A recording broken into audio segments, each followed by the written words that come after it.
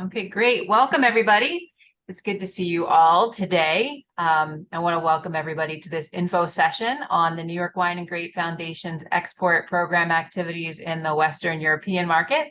I am Val Ross, one of the staff members here at the New York Wine and Grape Foundation, who works on this wonderful team that helps to support you and keep New York wines top of mind for our audiences in the Western European market, trade, media, and consumers.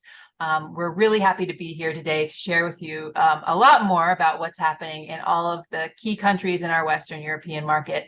And the export program is extremely important to us, and the 30 or so wineries who are participating in this program are really leading the way for New York Wines and the New York Wines brand worldwide. The program has been running since 1993, and it's been made entirely possible by the USDA's Foreign Ag Service, and the funding, along with all of the wonderful support that the attachés and the agricultural counselors in each of our markets give us, has been tremendously helpful, especially over the last 2 or 3 years. While the markets have been changing and sales environments have been changing, all of the USDA support has been tremendously helpful, so we thank them. And today I am pleased to introduce you, though many of you already know them or have worked with them in the past, I know that some of you have not, to the team that are leading our target market efforts in Western Europe. First and foremost, the management company that helps us keep organized, stay on track with our marketing schedules, make sure that we are operating in a compliant manner, and helps to keep us on budget. The management team from Brian Christie International. Brian Christie is a market development firm that works with agricultural groups like ours across the United States, looking to expand their international sales and their brand presence. So I believe we have Tamara Thorberg and Nigel Quinn from Brian Christie, who are going to talk a little bit more about what they do and introduce us to our Western European team. But I just want to give them kudos over the 3 years that we've worked with them.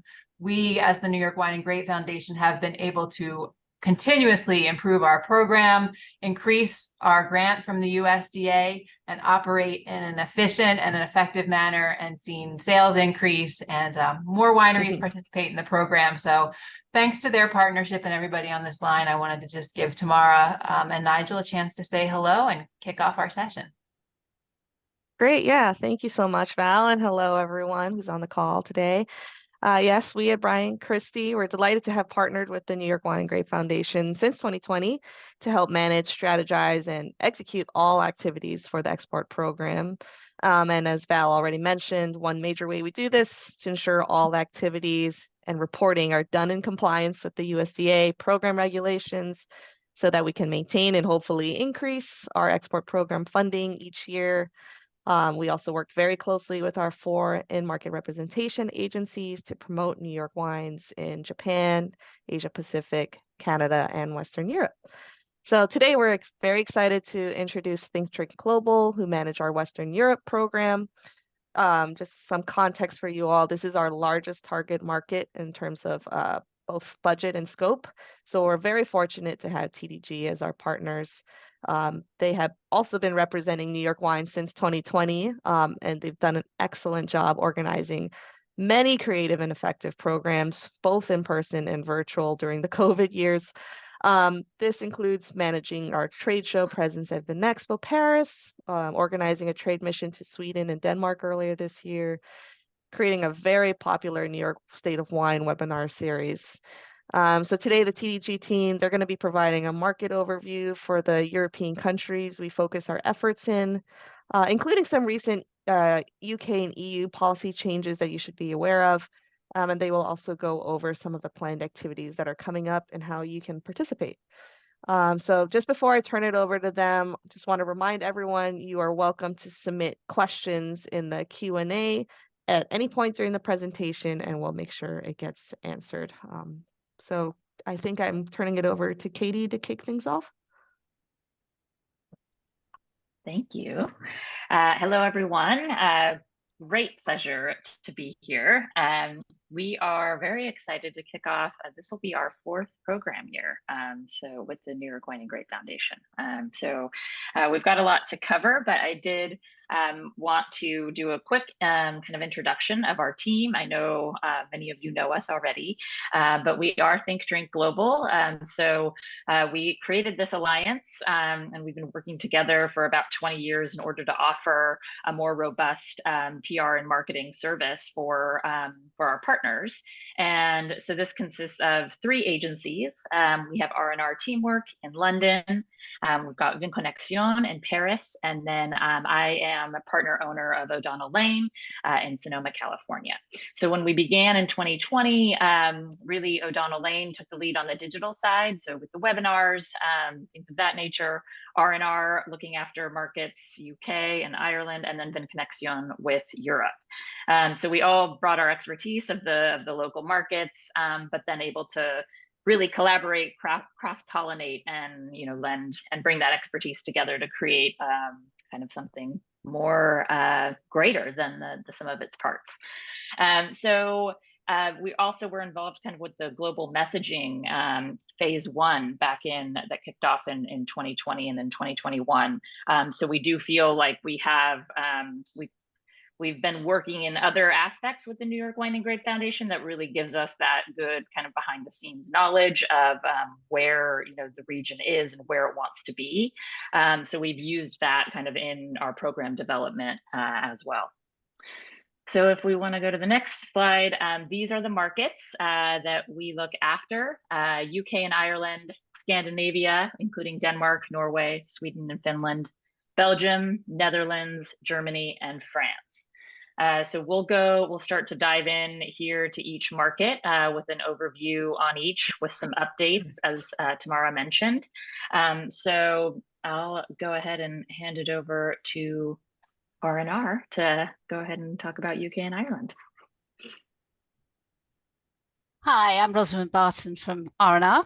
So the UK, constantly changing here with Brexit and the new duty changes. So the new duty changes, we'll talk about those later, but it's going to be according to alcohol levels. So we're quite happy about that because your alcohol levels are not too high, which is great. The on-trade sales have really picked up nicely after COVID. But again, the new duty changes and difficulties recruiting staff are going to be a challenge. And things sort of changed during the pandemic. People moved out of London, people work from home, and we still haven't got everybody back working in offices. So for that reason, it's nothing is as London-centric as it used to be. So playing on that, we're so excited that we're going to have some of you guys over this year. We ourselves haven't done an event with the wineries here in the UK, but we're going to do something in the north, in Manchester, which is where a lot of the buyers are. And you'll find that the Brits are very adventurous drinkers. We're always looking for something new, especially from the 900 or so independent wine shops. And we continue to love the brand that is New York. We're also really pleased that here in the UK, there's now an increased awareness of New York wines. And recently, Harper's Wine and Spirit wrote an article about emerging regions with a really nice bit on New York wines. That's the UK. So this will hop over to Ireland, much, much smaller, only 5 million people there. Employment is very buoyant and the number of habitants is growing slowly. And yeah, employment is 12% above pre-pandemic numbers. There's a nice positive prediction for 2027, which is that 50% of the spending will be out of home consumption, i.e. the on-trade. And that was the sector that was really badly hit during the pandemic in Ireland. Chilean wine is still up there. It's now a quarter of all imports, used to be a little bit more, followed by Spain, Australia, and France. 6% of the wines imported to Ireland are from the US. And remember that Ireland is part of the EU, so they deal with the euros.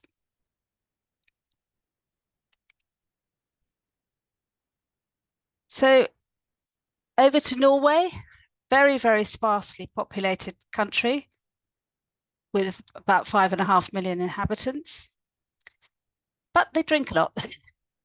They still managed to be the 18th largest importer of wine, spending $503 million on wine in 2021. The monopoly is hugely important there. And we've been lucky to work with the journalist Marius Odland from the wine magazine Vin et Bramavan, which has tasted he has tasted a very wide range of New York wines and received a tender for 2 of the New York wines.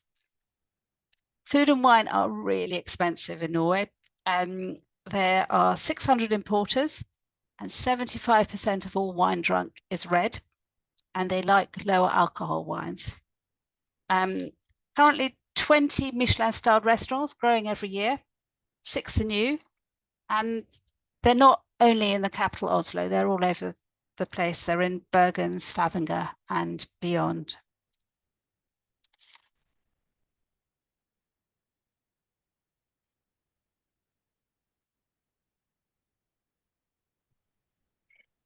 Denmark is the only Scandinavian country with a free market, no monopoly there. If the off-trade represents 90% of sales, Denmark still has a long tradition of top restaurants and sommelier. I remember my surprise at my first visit there 20 years ago, discovering the quality of wine glasses on all tables, which was not at all the case in France at that time. Gastronomical influences play an important role. They want quality food and wine, but also lighter food and lighter wines, and food and wine pairing influences wine selection. We count about 100 full-time importers, and about 20% of the volume imported is re-exported to Sweden, Netherlands, and Germany. The volume of imports decreased by 8% in year 22, according to data of the Danish customs, but the decrease hit mainly traditional wines. Italy, Spain, and France are very present in Denmark, and the US represent 2%, yet American wines are getting more popular among amateurs. They find them mainly in restaurants and wine shops. New York wines start being well known for Riesling. Cool climate wines are trendy there. Reds dominate the market, and sparklings have set records in year 22. The increasing demand for organic wines, 25% in year 22, aligns with 3 trends in Denmark: health, gastronomy, and sustainability concerns. Denmark has the highest market share in the world for organic food and drinks. In Denmark, we have done quite a lot over the past years, and I would be surprised if any journalist or trade people had not heard about New York wines.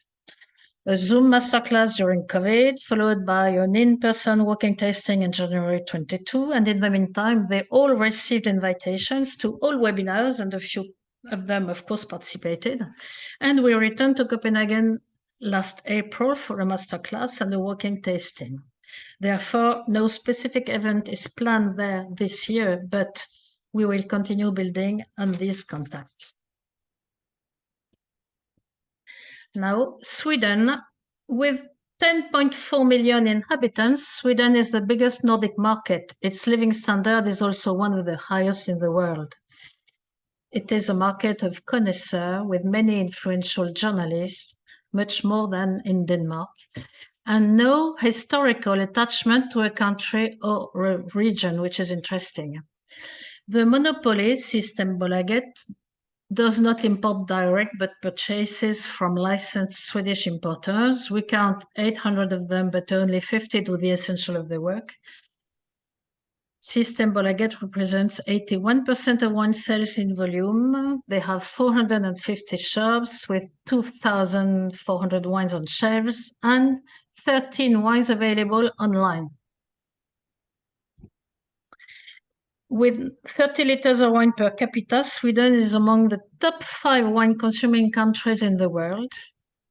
There is a strong consumer interest in wines, and wine clubs are a thing there. The biggest one, Muns Kenkarna, has 30,000 members with local association all over the country. They test every new monopoly wine and they publish. Of course, there 2/3 of the wines come from Europe, but the US are number 4 for reds after Italy, Spain, and France, and number 13 for whites. They like wines with fruit and some sweetness. At currently 2/3 of reds and organic wines also are strong there. They have represented 25% of wine sales at the monopoly in year 22. They still like bag-in-box because they like convenient packaging. Bag-in-box still reach 50% of sales, and they are interested in lighter bottles and cans. And it is interesting to note that the shelf classification in monopolies shops recently changed from color and price to color and country. Average consumer price in a shop is around $10, in a restaurant $45, but 27% of wines are bought around $35, showing a new trend for more expensive wines. And the wine you send ex-seller for $13 could be on the shelf there for the equivalent of $24. The margin of the importer being 15% and that of Système Bolaget 17%. We met some successes there, of course. Some importers dropped at the Vinexpo stand, very interested. Then a masterclass and a walking tasting in Stockholm in April received very positive feedback. Magnus Lindholm himself, US wine buyer for the monopoly, tasted all wines.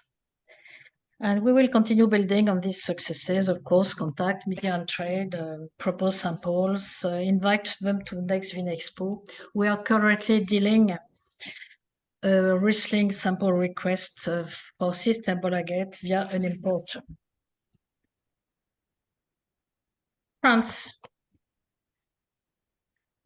France is the leading country in wine production and consumption, but it's no longer considered an exclusively French wine drinking market. This has been changing over the past 15 years.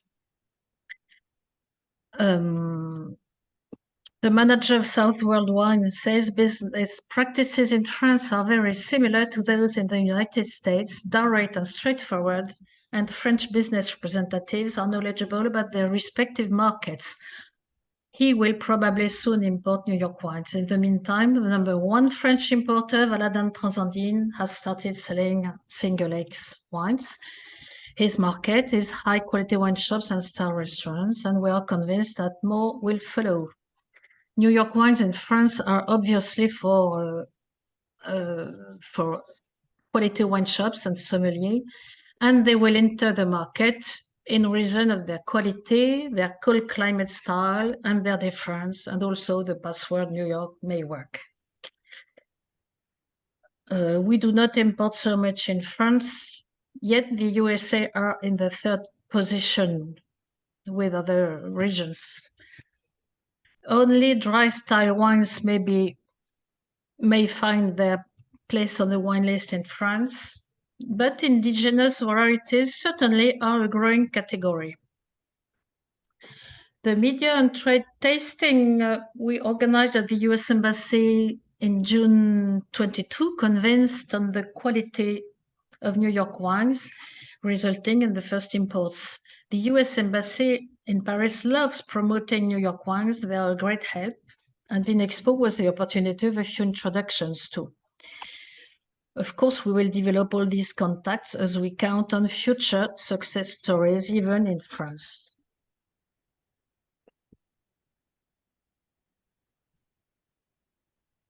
Hello, I am already working with Michel for Vin Connexion for West European countries.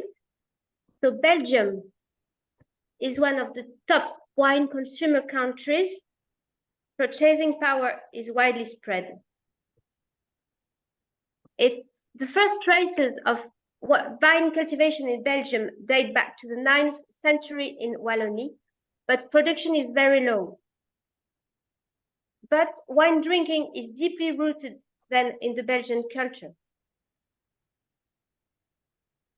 white and red wines come first. Red wine is consumed everywhere in the country, white more in the north.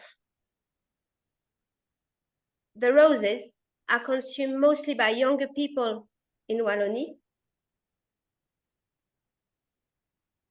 Belgium are very open to wines from all over the world, so it is an open market. We organized in 2 months in a wine bar in Brussels a Thanksgiving tasting where 20 medias and trade people will be invited to taste the wines. So that's it.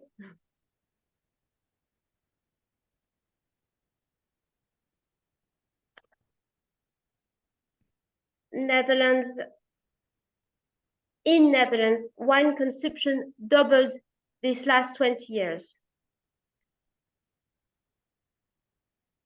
The gastronomic culture grows in this country. As usually, many people drink wine before or after meals in front of the TV, but now they start drinking more in restaurants. Price is a very important commercial argument for the importers. So Netherlands remains a promising market for wines of the world. Even if it's behind the beer market, it is really growing up. In supermarkets, lots of fairs develop, wine festivals develop in the country, in supermarkets else. Consumers are attentive to the brand image of the wine and quality. They appreciate in general round, fruity, sweet wines. They also turn to natural, organic, biodynamic wines, following the emergence of new environmental concerns. We continue to develop contacts with trade and media.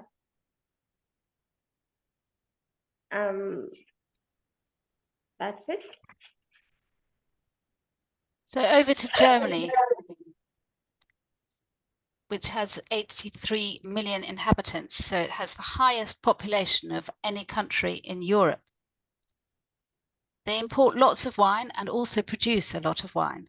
And about a quarter of the vineyard area is planted to Riesling. In terms of value of wine imported, they come third in the world after the US and the UK. They have a huge number of high-end restaurants covering a large array of different countries. And really the off-trade price, I looked at that price, $3, really? And I've triple checked it. So I know to me it's staggeringly low, but apparently it is correct. Everything in Germany, because it's so big, is very, very regional. The wine agencies tend to be based around Hamburg and Düsseldorf. So we think that the biggest opportunity here is online sales.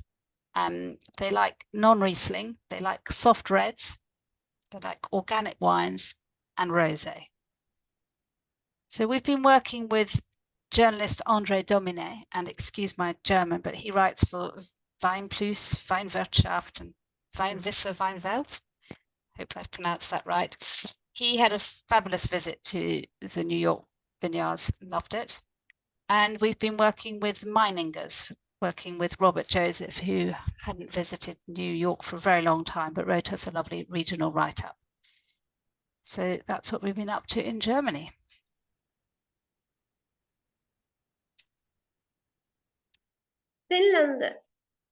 In Finland, the wine consumption remains fairly modest, as Finland is mainly a beer drinking country. But Finns are drinking more and more wines. Market is increasing. Wine bars are springing in the big cities. There's a large list of references from the monopoly. By the way, France has the main references for monopoly, more than 2,000, while otherwise the concurrences from Italy, Chile, Spain, Germany, Portugal. But importers have to answer to the monopoly, but they are allowed to propose other products, and there's been a strong emergence of smaller importers in recent years.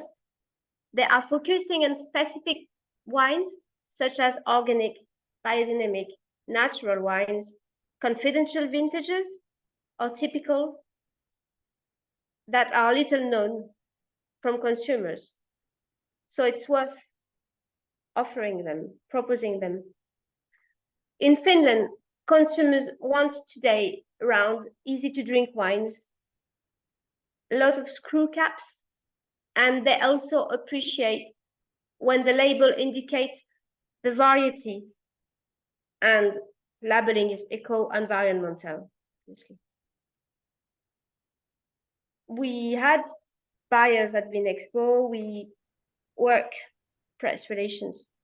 In Finland, we'll organize next February 24 a tasting in Helsinki with a masterclass led by Essi Avelan, who is a Master of Wine journalist. We're waiting for about 25 guests, journalists, sommelier, trade people. So let's carry on. We thought it'd be handy just to spend a bit of time talking through a couple of changes that are happening over here at the moment. You're probably heard of them or aware of them, but we've just tried to sort of summarize what they are and what you need to be aware of as things stand at the moment. The first one being the duty change in the UK, which came into effect at the start of this month. As Rosamond alluded to, this has increased by 44p per bottle for wines which are coming in at 11.5 to 14.5% ABV. Under that is less and over that is higher. But it's the effect on the consumer which is sort of greater, as people are sort of seeing almost a 75p per bottle increase on shelf just due to the increased costs. It's just sort of bringing it in above the inflationary average, which, as you can imagine, hasn't gone down particularly well, either with the consumer or with winemakers. Phase 2, which is scheduled to happen in February 2025, is where it starts to get even more complicated, where they're going to start changing the duty by each 0.5% increment in ABV. USDA are lobbying government to reconsider, so there's every chance that things may change before we get to February 2025. But I think this is going to make things very confusing for people, very complicated to administer, because obviously lots of producers are going to see vintage variations depending on the weather and the conditions. So if your wine is varying by 0.5% from one year to the next, it's obviously going to have a knock-on effect, and consumers are going to see a different price on shelf. So it's all a bit confusing for people, and it's still only really quite early days as to this coming in, so the full impact hasn't been felt, but we'll sort of keep an ear to the ground on what's happening and try and keep you updated as best we can. But I think for now, all that there is for you guys really is just to be aware of the changes. If you've got an importer or a distributor in the UK, they'll sort of handle all the side of it and organise the payments for duty. But it's just good to know how this is impacting on final prices for consumers. I think for those wineries perhaps who are seeking representation, it's perhaps just being aware that maybe some importers are going to start rationalising ranges, so they might not be looking to expand as much. So if you are serious about exporting to the UK, it's worth perhaps thinking longer term and having a long-term plan in place, so that when you're in conversation with people, you can talk long term into the future as opposed to short term, and just sort of understanding where your wines fit as well. I'm sure you've seen lots of these floating around, but we just put a few graphics in to sort of show what the impact of duty is based on the price per bottle. So obviously it's the kind of under £10 retail price bottles which are most affected by this change, which I guess works in the favour of New York Wines, because where they're retailing or where their position is much more at the sort of £15 to £20 plus of the market. So the duty isn't such a big percentage of the price to consumer. but we just thought that was quite an interesting sort of show the difference. And then similar also for on-trade prices. Again, it's still an impact, but it's not as big an impact because wines obviously retail much higher in restaurants and things than they do in supermarkets. It's just interesting to see. The other big change that's coming our way is with regards to labelling. This is due to come into effect from the 8th of December. And at the moment, the stand is that all products produced and labelled from the state need to adhere to the new regulations. The latter part of that, the labelling part, is being contested because obviously with wine, as you all know, it could have been produced 3 years ago, but if it's bottled on the 9th of December, then you're subject to the new regulations. So again, that's something just to keep a look at in case it changes. But the regulations are that now, like other food products, it's mandatory for wine to include ingredients, nutritional information, and allergens on the label. It can either be printed on the label or you can have a QR code on the label, which takes people to a e-label where all the information is stored. There's obviously a lot of do's and don'ts, which we can share with you all, so you don't have to sort of take them in at this stage.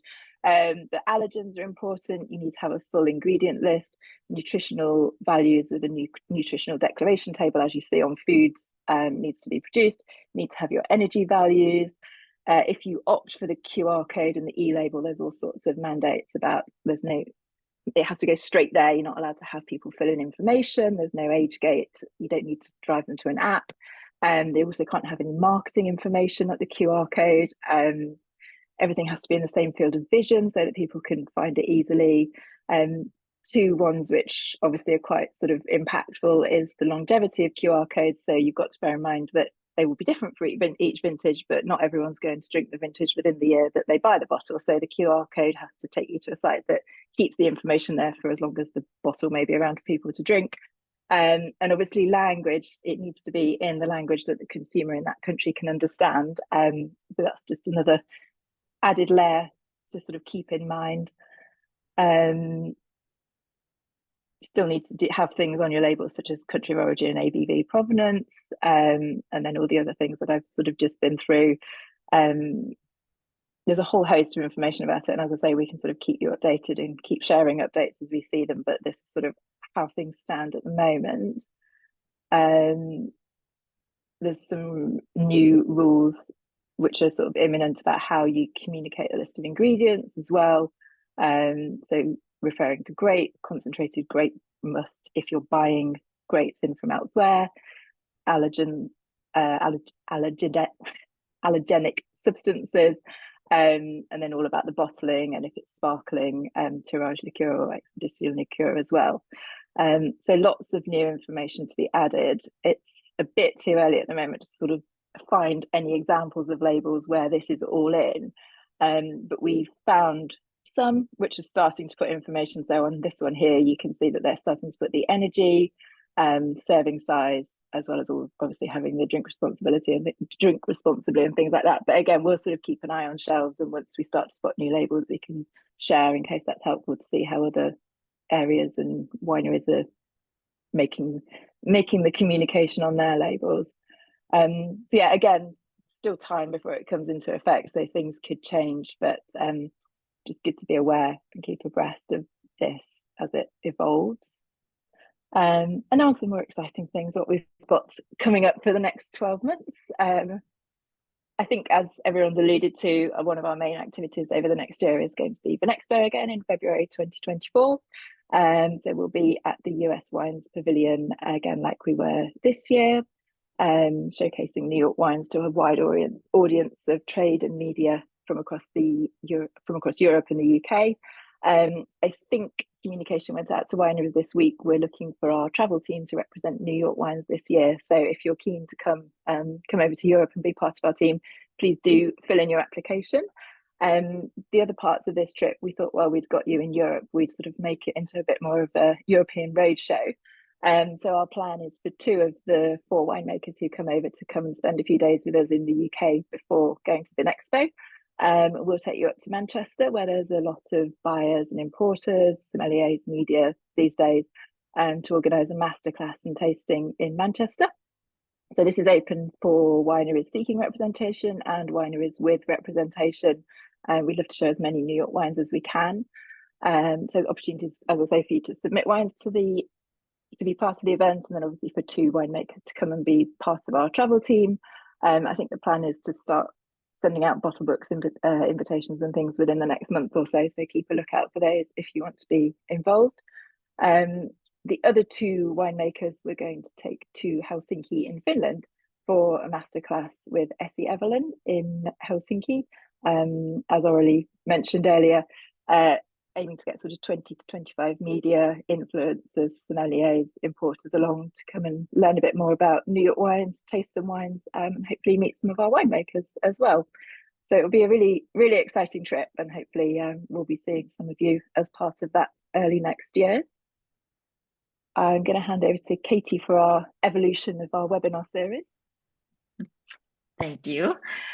So yes, we have executed some pretty successful webinar series over the last few years, and kind of beginning with the pandemic and not being able to do so many in-person events is what kind of prompted the online series, and they've been incredibly well received from attendees all over the UK and Europe. So we've done it a couple of years now, and we felt we wanted to kind of mix it up a little bit and take a slightly different approach. So that is Meet the Makers. So this is an opportunity more for wineries seeking representation. And the idea is that we'll hold 2 online sessions, and one will be held on the 16th of November, one on the 24th of April, focused on different markets. So November being UK and Ireland, and then April being the rest of Europe. And the idea is we bring 6 wineries, 6 winery representatives, proprietors, principals at the winery, and they have an opportunity to interact with 6 hand-selected buyers, importers from those specific markets. And it's sort of a speed dating session. We'll use Zoom. So the idea is that you have these different breakout sessions. And so each winery will have a one-on-one conversation with each buyer and kind of give that elevator pitch. The buyers will also have samples, 2 bottles from each of the producers to taste with the winery principal. It'll go pretty quickly. They're tight 10-minute sessions that each winemaker will have with the buyer importer. But we feel that it will be hopefully incredibly impactful and create great opportunities for wineries to establish relationships with people in decision-making positions in their respective markets. So for the UK, those sessions, they're full. We sent out the registration. You may have seen it. It went very quickly. We're kind of handling this on a first come, first serve basis via registrations on bottle books. So you got to be quick. We were really excited about the lineup we have for the UK, but looking ahead to Europe, there's still some opportunity there with the April session. So keep a lookout. We will send some updates regarding the launch of registration. And again, be quick if you're interested in those markets to sign up, because they do go pretty quickly, we have seen. So keep an eye out. I think that'll be the new year that we will be sending out those invitations to register. And then, yeah, just another component to these sessions is that we'll also be bringing in kind of an influential either journalist or trade host that will kind of moderate. And so for the UK session, we have Tamlin Curran from JancesRobinson.com, who will kind of give a very brief overview of New York state wines in the beginning to kind of set the stage for the buyers. And then at the end of the session, after the speed dating takes place, the wineries will actually lead the session, and then Tamlin will host kind of a roundtable session with the buyers, so that we can really dig into, what is the feedback from the buyers? What was their experience with this, speed dating session? What did they hear? What did they like? What was interesting?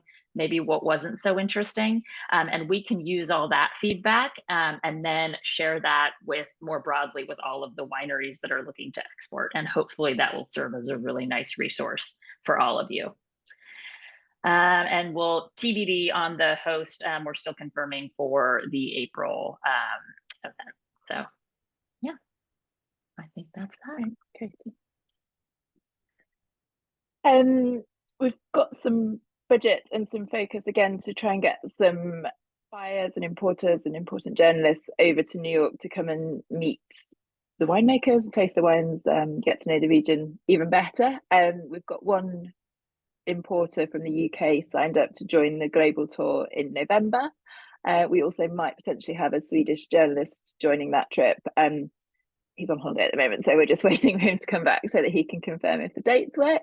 And then we're always in touch with people who seem to be traveling out to New York of their own accord and are always keen to come and visit or meet wineries. So we've also got a bit of budget set aside so that we can accommodate ad hoc visits, help people to come and meet you if they're out there, and sort of give them a bit of a guided tour around the region and to come and taste lots of wines.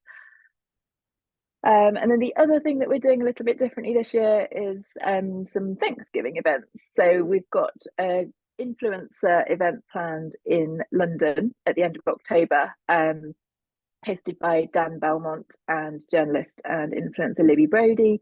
We're going to do what we're calling a Friendsgiving supper. So Libby will host 10 different content creators at her house. We're going to have some nice Thanksgiving inspired food, and Dan is going to present a selection of wines which have got availability over here in the UK, with a view to getting some really nice social media content and hopefully driving some sales of New York wines from the people who are there. And then across in Europe, we're also going to do a Thanksgiving lunch for media and influencers in Belgium, hosted by 2 journalists who we've worked with quite a lot over the last few years, and they've tasted lots of New York wines and written lots about New York as well, so they'll be perfect hosts for the event. It'll be at a sort of wine bar restaurant, so in the afternoon and evening they'll reach out to their consumers so that they can come and taste some of the wines as well, so reaching lots of different audiences with that event. And then just other sort of ongoing bits and pieces throughout the course of the year, sort of keeping in touch with key media and just taking advantage of any opportunities there may be for media partnerships to sort of spread the word about New York wines. We're also looking to work with a couple of the importers in the UK to do some sampling and tasting for their consumers. So just sort of spread the word more widely about the New York wines that are over here and get them out to potential stockists and purchasers. And then also following the roadshow we did in Scandinavia earlier this year, we've got people who came along that we can follow up with and send samples out to, and hopefully follow up with some media coverage and things like that as well. So lots going on to support the different activities that we've got happening over the next 12 months. I noticed there's a few Q&As, so we'll come back to those, but just to say, obviously, if you're new to the programme and want any further clarity on anything that we're doing or how our markets work, then feel free to reach out. We're always happy to sort of jump on a Zoom or jump on a Teams call with you and answer any questions or help as much as we possibly can. And just as a reminder again, myself and Rosamond, we sort of take the lead on the UK and Ireland markets. Michelle and Aurélie, who I've just realised are both called Michelle on the Zoom, but Michelle and Aurélie are taking the lead across the European markets, and Katie will be taking the lead on our virtual events as well. So just so you know who to go to if you've got specific questions. I'm afraid I don't know the answer to this question about labelling. Someone's just asking whether or not the QR code can be a back sticker. So I'm presuming you just mean to stick it onto the label after the label's already gone on the bottle. I'm thinking potentially not, because presumably it would have to cover up something else that's already on the label, but we will check, find out for you.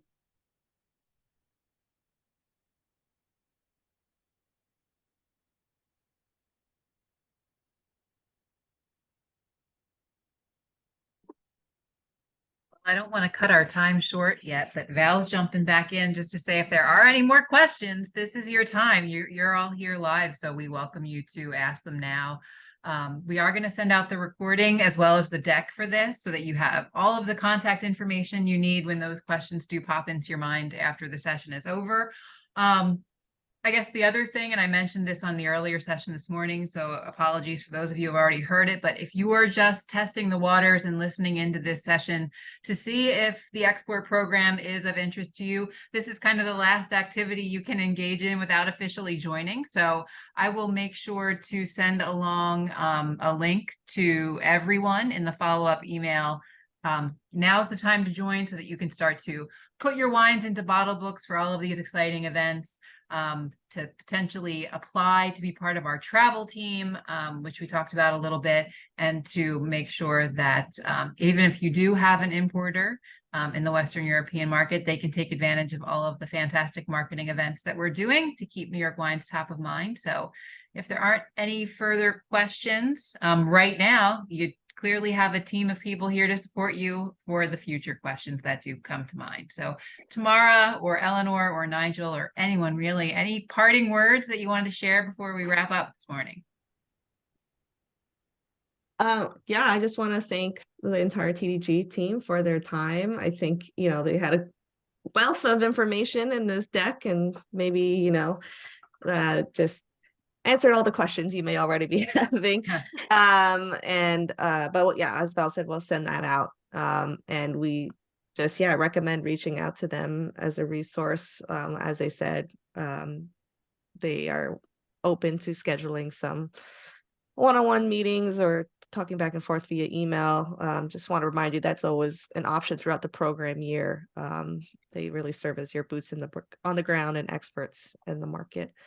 And I think they already mentioned, but our bottle books events that we have sent out so far for Europe have been very popular. So definitely agree with Katie's suggestion to keep your eyes out on emails and respond quickly. The best way to respond quickly is to already have the wines you want to feature in the Western European markets uploaded on bottle books. So it's just a couple of clicks, hopefully, if you see something you're interested in. But yeah, that's all I wanted to say. And we're just really thrilled to have TDG embarking on their 4th year with us, and excited what's to come. I'm excited for the next 12 months. It's going to be good. We've got lots to do. So hopefully we'll get lots of you involved in all the different activities. Fantastic. Thanks to the team and thanks to the wineries that are on this call, because I know most of you have been here for a while and giving us your time and your engagement and your wine samples, and your have often traveled for us. So it wouldn't happen without you as well. So thanks to everybody for all of the hard work on this. Definitely worth it. And we look forward to another exciting year. We will see y'all soon. Thank you very much. Thank you. Take care. Thank you. Bye.